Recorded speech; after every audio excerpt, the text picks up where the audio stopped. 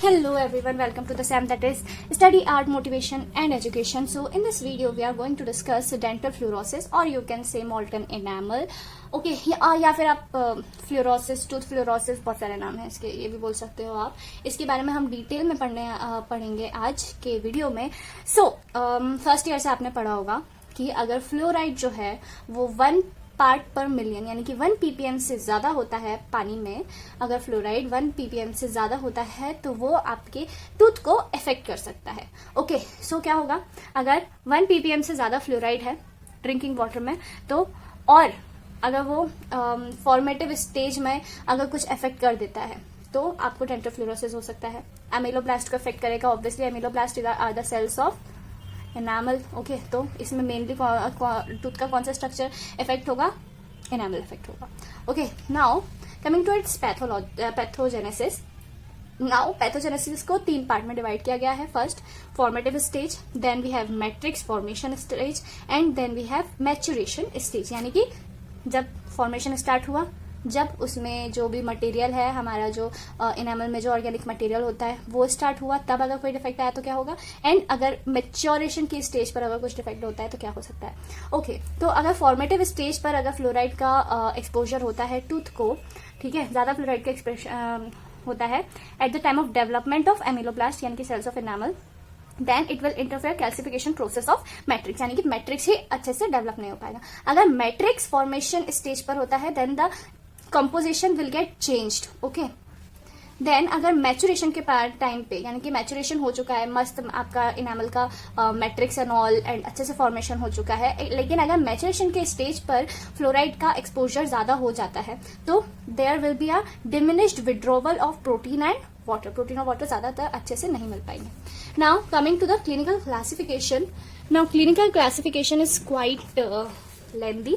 इसको हमने score wise बताया है from 0 to 9. Okay so from score 0 you can say बहुत नॉर्मल कंडीशन है ये, ठीक है. ट्रांसलूसेंसी देखी जा सकती है लेकिन वो बहुत नॉर्मल होगी, पता भी नहीं चलेगा. ग्लोसी क्रीमी व्हाइट इनामल होगा और सरफेस जो है वो थोड़ी सी ड्राई होगी, लेकिन it will look straight like a normal teeth. Okay ज्यादा कुछ इसमें वो नहीं होगा. लेकिन अगर हम स्कोर 2 की बात करें तो धीरे धीरे थिन वाइट ओपेक लाइंस देखने को मिलेगी, ठीक है. It will correspond to positions of perikymata. Then कुछ केसेस में स्नो कैपिंग भी देखी जा सकती है. ओके नाउ स्कोर 2 की बात करें तो यहां तक आते आते जो फ्लोरोसिस होता है वो माइल्ड होने लगता है. ओके यानी कि मॉडरेट माइल्ड कंडीशन में वो आ जाता है. तो ओपेक व्हाइट फ्लैक्स होने लगेंगे and it will merge to form a small cloudy areas. Okay see this is your tooth. अब मान लो अभी कुछ नहीं था, नॉर्मल टूथ था, ठीक है. स्कोर 0. ये थिन व्हाइट ओपेक लाइन्स आई, स्कोर 1. अब ये सारी जो है वो मर्ज होकर एक क्लाउड बना ले रही हैं. That will be a score 2. Okay now merging of white lines, cloudy areas of opacity occurs. In between cloudy areas white line scenes. अब इन्हीं व्हाइट लाइन्स के बीच में भी आपको लाइन्स देखने को मिल रही हैं. So that will be the score 3 यानी कि माइल्ड से थोड़ा ऊपर फ्लोरोसिस हो चुका है. ओके ये सिर्फ एग्जाम्पल के लिए है, so don't get confuse. Score 4 की बात करें तो द एंटायर सरफेस, पूरे एनामल के सरफेस पे ओपेसिटी आ जाएगी और चौकी व्हाइट अपीयरेंस होने लगेगा एनामल का. स्कोर 5 की बात करें तो छोटे छोटे पिट्स जो है वो उनका मर्जिंग होगा, कुछ बैंड्स बन जाएंगे that are less than 2 mm. Okay coming to the score 6. Score 6 में सेम स्मॉल पिट्स बनेंगे जो मर्ज होंगे, वो 2 mm से कम होंगे. जो स्मॉल पिट्स है वो 2 mm से कम होंगे बट वो वर्टिकल हाइट में होंगे, ठीक है. ये vertical height was not mentioned in score 5. This is a difference between score 5 and score 6. Score 7 की बात करें तो आउटर मोस्ट इनामल जो है उसमें इनामल का कुछ लॉस हो जाएगा ऑन इरेगुलर एरियाज एंड जिसकी वजह से half of the enamel, half surface he involve होगी, यानी कि हाफ सरफेस पर ही इनामल मौजूद होगा. स्कोर 8 में हाफ से ज्यादा इनामल जो है वो डैमेज हो चुका होगा एंड जो थोड़ा बहुत इनामल बचा होगा वो ओपेक होगा. स्कोर 9 में loss of major part of outer enamel. Okay ज्यादातर इनामल गया. So this is about the all the scorings of clinical classification of dental fluorosis. Now coming to the clinical features.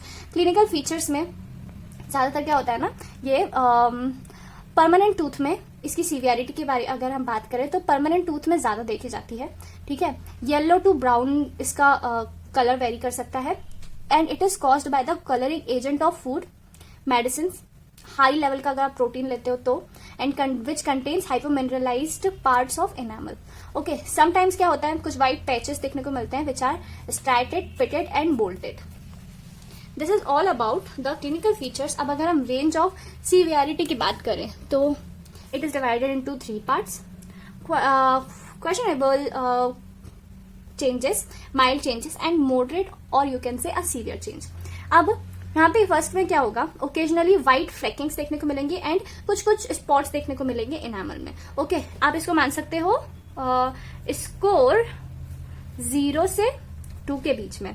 Mild changes में हम देख सकते हैं कि white OPEC areas involving मोर tooth surface, वो धीरे धीरे वो व्हाइट सरफेस जो है वो बढ़ता जा रहा है, ठीक है. तो यहाँ पर क्या हो जाएगा, आप मान सकते हो फ्रॉम स्कोर 3 to 4 में ये देखा जा सकता है. एंड मॉडरेट टू सीवियर में स्मॉल पिट्स आने लगे, तो स्मॉल पिट्स का मर्जिंग हमने स्कोर 5 से देखा था, तो score 5 to score 9 is a moderate and severe condition. Okay, इसमें ब्राउनिश स्टेनिंग होने लगेगी, ओके, और फ्रैक्चर के चांसेस बहुत ज्यादा बढ़ जाएंगे. हिस्टोपैथोलॉजिकल फीचर्स अगर हम देखें तो हिस्टोपैथोलॉजिकल फीचर्स में क्या होगा, हाइपरमिनरलाइज्ड होगा enamel with a regular prism pattern, scalloped और आर्कैडिंग पैटर्न होगा इसका. डीईजे जो है वो मोर प्रोनाउंस्ड होगा. मैनेजमेंट की बात करें, अगर इसको हमें ट्रीट करना हो तो हम कैसे कर सकते हैं, तो there are 2 cases. First, bleaching with 30% of H2O2. H2O2 के साथ आप ब्लीचिंग कर दो, और that is H2O2, that is hydroxide, hydrogen peroxide. Okay, then it will enhance the micro abrasion and grinding. Bleaching क्या होगा, माइक्रो एब्रेशन और grinding को एनहेंस करेगा. Second and the most effective one is calcium sucrose phosphate gel. अब इसके लिए क्या करेंगे, कैल्शियम सुक्रोज फॉस्फेट जेल के लिए there will be a cleaning of affected tooth. सबसे पहले जो भी टूथ अफेक्ट हुआ है बहुत ज्यादा, उसको हम उसकी क्लीनिंग करेंगे. उसमें प्यूमिस एंड ग्लिसरीन का एक्सपोजर कराएंगे. Then we will rinsing with water. Then we will apply 37% of phosphoric acid for 1 to 2 minutes, which will be followed by 2% of sodium fluoride for 4 minutes. Then finally a thick layer of 40% of calcium sucrose gel will be applied. Okay, so this is the most effective treatment for the dental fluorosis, and this is all about the dental fluorosis. So I hope you get some knowledge about this topic from this video. So thank you so much for watching, and yeah, if you like this video then please don't forget to subscribe the channel. Thank you so much.